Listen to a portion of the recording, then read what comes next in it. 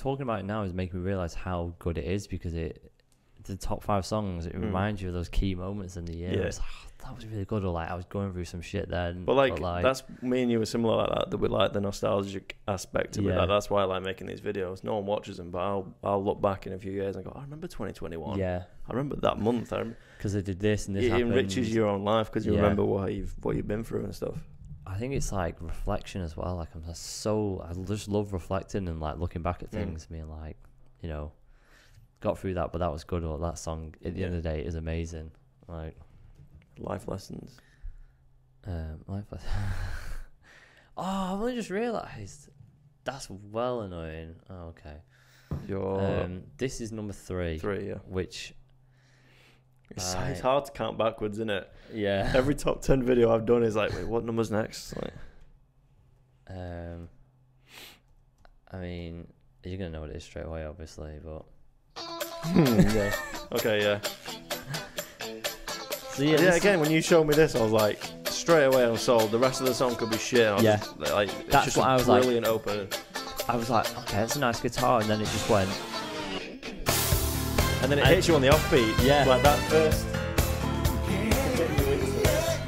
To get you into it, so you're counting 2, 1, and you've got that rhythm counting you in anyway. Bang, and it literally makes you go, fuck that out of your head. And then as soon as I heard that vocal harmony, I was like, I'm in. I'll start a war for you. I'll fight in anything. Yeah. Because obviously everything I think about now is like F1. When they do like a hot lap, people talk through the lap. Like, doing this corner here. Just talk us through the elements that you're hearing now and why it's so good. So again, it's the harmonies and the vocals. Yeah. Is that vocal tracking? This bit. They're both him. Yeah. Yeah. But they know how to do a melody, don't they? Both. Yeah. But it's then like that piano that's. It's like and the stream panning as well with the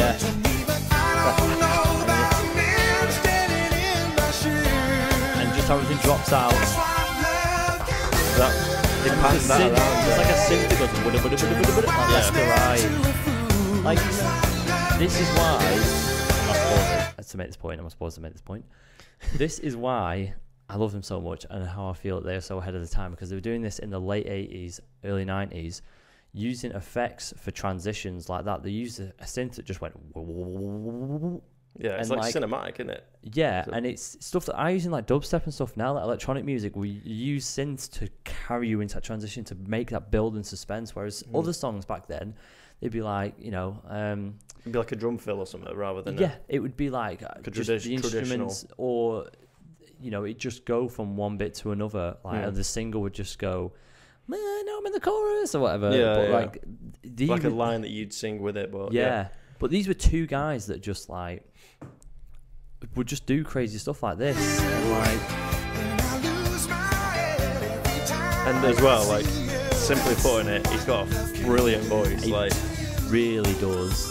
And like, there's like, can you write that down? Like the notes from like, the clavier organ on the hard right, and then there was just a little saxophone or clarinet would just bring in that.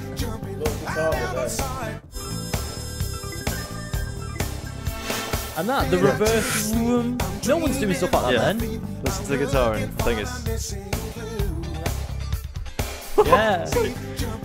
It's what I mean, it's like a pick and mix. It's like the playing out, it's like, exactly. You're referencing I love referencing things like that, it's so good. It's that, can you hear that on the offbeat? It's so much going on. And you've got that bed underneath, building you up. There's a little... Yeah, did you hear it? Yeah. The way I can see it is, it's like they're in a music shop and they're just using everything. Yeah. They're just having a good time. And it's like... I want to skip to... Right, this bit. Let's just talk about this bit. Yeah. So you've got like these... It's just going for it. Yeah, like the song could be over now, but you just take it on a turn, don't they?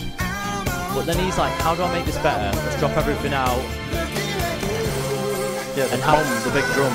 And like fucking shakers, and then it's just like back into it. Yeah, it's that offbeat. So like useful. Yeah, and it's the horn stabs Yeah. as well, isn't it? And he did like a little ooh thing with it. They do it a lot in Brian Culbertson. They do the horn. They go. Yeah. But we'll talk about the last like chorus. So in your head you're like, okay, he's doing a bit more now. This is the last bit now. And he goes,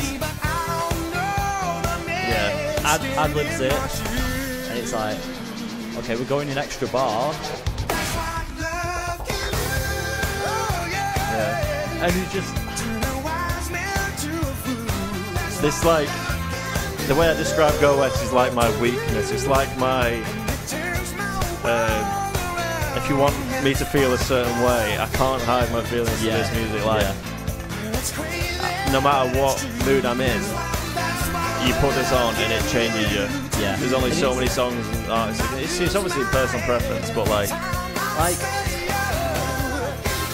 I could listen to how should I put it? Whitney Houston, right? One of the best singers ever. I love listening to Whitney Houston songs because of like just how powerful her voice is and stuff. Mm-hmm. And they're really good songs, you know, pop songs. They were made for they just fucking hit all of them. Bang, she was a top performing artist.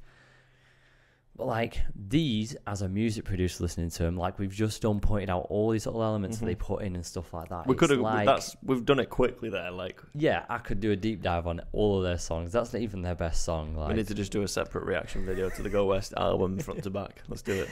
like, but this is what I mean, and this is why I want people to realize how good they are to listen to. You know, people who know music. Yeah. Like you said, you can listen to it. Like just listen as a listener, and it's enjoyable. He's got a good, really good voice and all this. But when you listen to it as an engineer or someone who knows music, and you pick out these bits, you just appreciate how fucking good it is. Like I've just thought of another reference. Like, say music is the Olympics, and each different genre is a certain type of race or like event. Yeah. This is like when they're all doing it at once. Like when you got to see This is there's like the a 100-meter sprint, decathlon. fucking pole vault, all at the same time. It's like when you're watching it all, it's like there's so much like, oh, I missed that bit. Like if you're not paying attention, you will miss it, and that's why I think a lot of people don't. They overlook it. Like that's what I feel like. Because we've learned about things like this together. We can hear it together. Yeah. But like if you hear it and someone's not as attuned, you don't have that trained, listening ear where you can what's it called? Isolate certain parts of the music. Yeah. Or just know what it took for them to make that. Yeah. Because people will hear it and go, I know that's good, but like don't know why or whatever. Yeah. The thought process is the best bit because it's like, why would you think to do that? Exactly. Because it's so much. It's so inventive. I love it. Exactly. So yeah, that's my number 3.